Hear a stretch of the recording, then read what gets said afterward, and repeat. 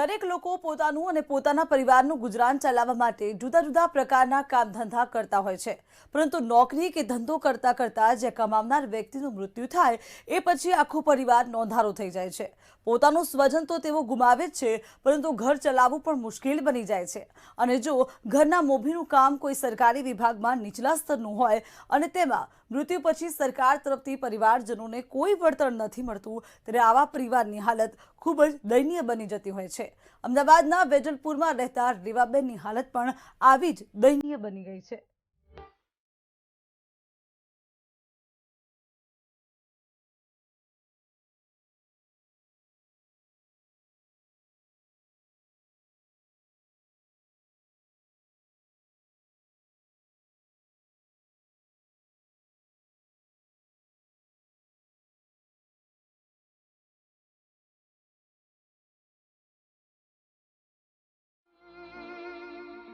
વેજલપુરમાં રહેતા રેવાબહેનની છે દયનીય હાલત। મને કંઈક લાભ મળે એવું કરેલો બાપા। વર્ષ 2016માં થયું હતું રેવાબહેનના પતિનું મૃત્યુ।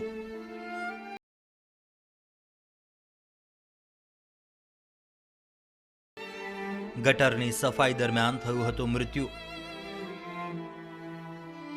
સોસાયટી વાળા કશું અમારું કઈ વિચાર્યું નહીં સાહેબ જઈથી। 6 વર્ષ વીતવા છતાં નથી મળ્યો ન્યાય। બધા છઠ્ઠું વર્ષ જાય છે, કોઈ મારી અરજી સાંભળતા નથી। પતિના મૃત્યુનું હજી સુધી નથી મળ્યું વળતર।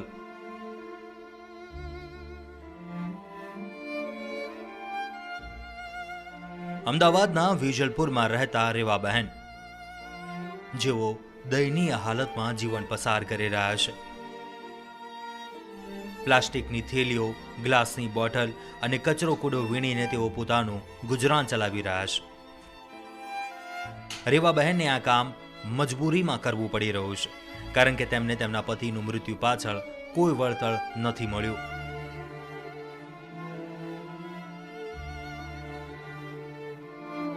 આજથી 7 વર્ષ પહેલા રેવાબહેનને કોઈ દુઃખ ન હતું।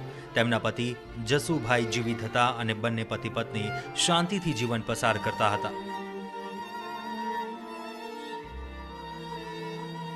રેવાબહેનને પ્લાસ્ટિકની થેલીઓ કે કચરો કૂડો વીણવા જવું નહોતું પડતું, પરંતુ 2016માં તેમના પતિનું કામ કરતા મૃત્યુ થયું અને રેવાબહેનના માથે દુઃખનો પહાડ તૂટી પડ્યો। ગુજરાન કઈ રીતે ચાલશે તેની મુશ્કેલી ઊભી થઈ અને આખરે સ્ટીકની થેલીઓ અને કચરો કૂડો વીણીને જિંદગી જીવવા માટે તેઓ મજબૂર બન્યા છે।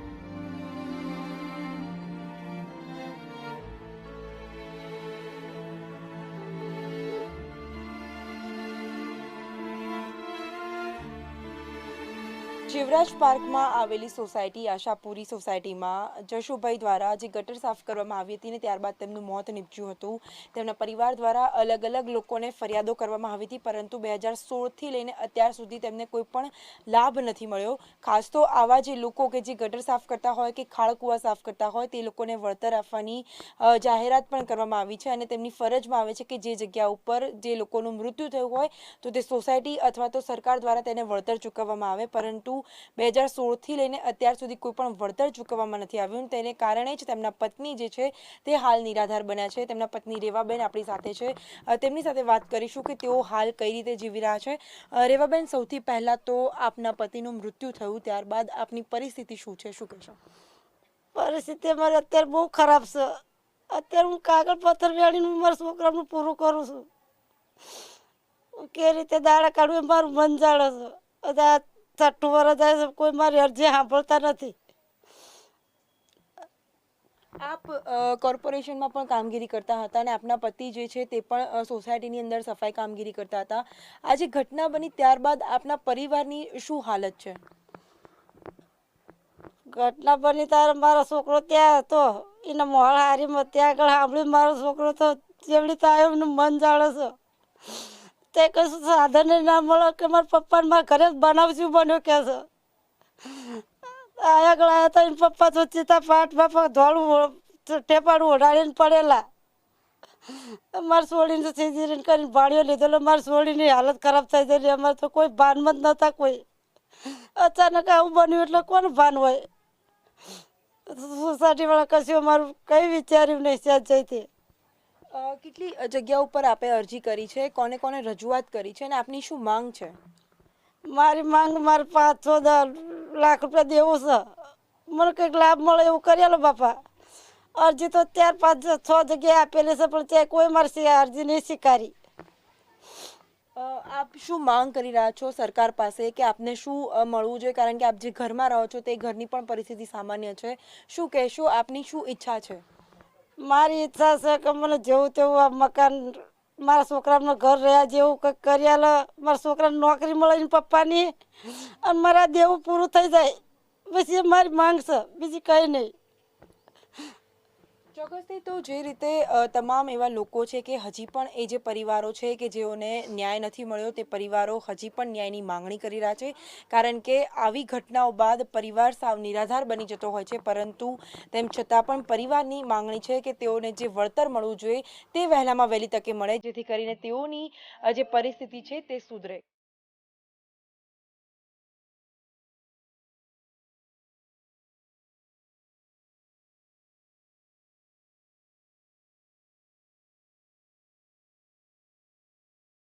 રેવાબહેનના પતિ જશુભાઈ ગટર સફાઈ કરવાનું કામ કરતા હતા.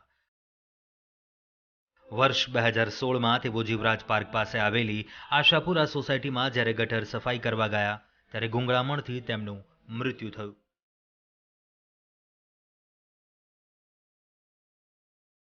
સામાન્ય રીતે આવી રીતે કામ કરતા જ્યારે કોઈનું મૃત્યુ થાય ત્યારે તેમને આર્થિક સહાયનું વળતર આપવામાં આવતું હોય છે.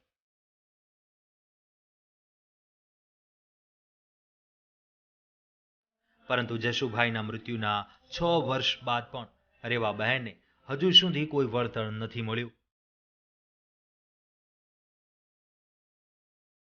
વેજલપુર વિસ્તારમાં રહેતા રેવાબેન કે છેલ્લા 7 વર્ષથી પોતાના પતિના મૃત્યુ બાદ તેઓ એક ન્યાયની માંગણી કરી રહ્યા છે. કારણ તેનું મુખ્ય એ છે કે તેમના પતિ જે હતા તે ગટરની સાફ સફાઈ કરતા હતા અને તે દરમિયાન તેમનું મૃત્યુ થયું હતું. વેજલપુર વિસ્તારની અંદર તેઓ છેલ્લા કેટલાય વર્ષોથી રહી રહ્યા છે, પરંતુ ખાસ જો વાત કરીએ તેમની પરિસ્થિતિની તો તેમનો જે પરિવાર છે તે એવી પરિસ્થિતિમાં રહી રહ્યો છે કે જાણે કે કોઈ પણ પ્રકારે વ્યવસ્થા ન હોય. ઘરની છત જાણે કે તેમની માથે જે છત છે તે પરંતુ ચોમાસાની સિઝનમાં જો આ જ પ્રકારે તે આ ઘરની અંદર રહે તો ચોક્કસથી તેમના ઘરમાં ખૂબ મોટી મુસીબત આવી શકે છે. કારણ કે જે રીતે જે છાપરાના મકાનો છે તેની અંદર આ પ્રમાણેની પરિસ્થિતિ. ખાસ તો જો વાત કરીએ તો જે રીતે તેમના પતિના મૃત્યુ બાદ તેઓ કેટલાય વર્ષોથી ન્યાય માટે માંગણી કરી રહ્યા છે અને તેમના ન્યાયની જો વાત કરવામાં આવે તો આવા અનેક એવા પરિવારો છે કે જેઓ ન્યાયથી વંચિત છે. તેમને જાહેરાત પણ કરવામાં આવી હતી કે તેમના પતિને વળતર આપવામાં આવશે, પરંતુ આવી કોઈ જ વાત તેમના સુધી પહોંચી નથી. અનેક રજૂઆતો છતાં પરંતુ એક NGO એક્ટિવિસ્ટ છે કે જે આ દરેક લોકોને ન્યાય અપાવવા માટેની મુહિમ ચલાવે છે. પુરુષોત્તમભાઈ, આવા અનેક એવા પરિવારો છે કે જેઓને ન્યાય નથી મળ્યો. એમાંના એક રેવાબેન કે જેઓની ન્યાયની માંગણી છે. ઘર પરિવાર આપણે જોયું કે ખૂબ જ સામાન્ય છે. શું કહેશો?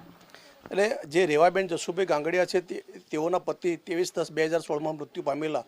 હવે એ જે પરિવારની અંદર પતિ હતા એ કમાવદાર હતા. એ પતિ મરી ગયા પછી આજે રેવાબેન 7-8 લાખ રૂપિયાના દેવાના બોજ હેઠળ દબાઈ ગયેલા છે.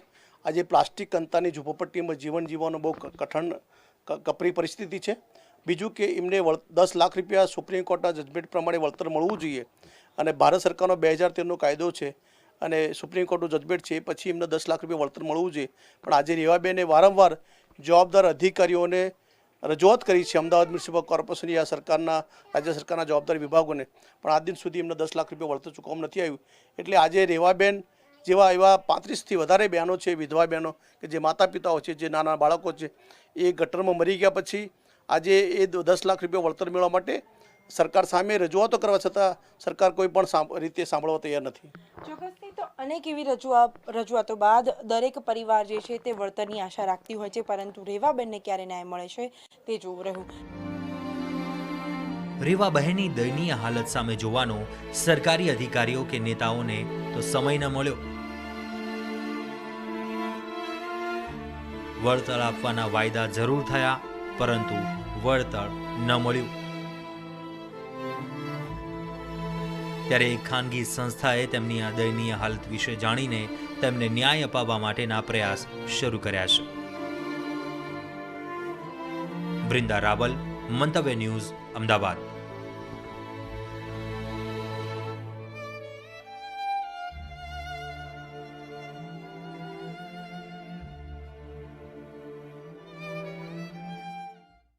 કર્મયોગીમાં હાલ બસ આટલું જ. નમસ્કાર.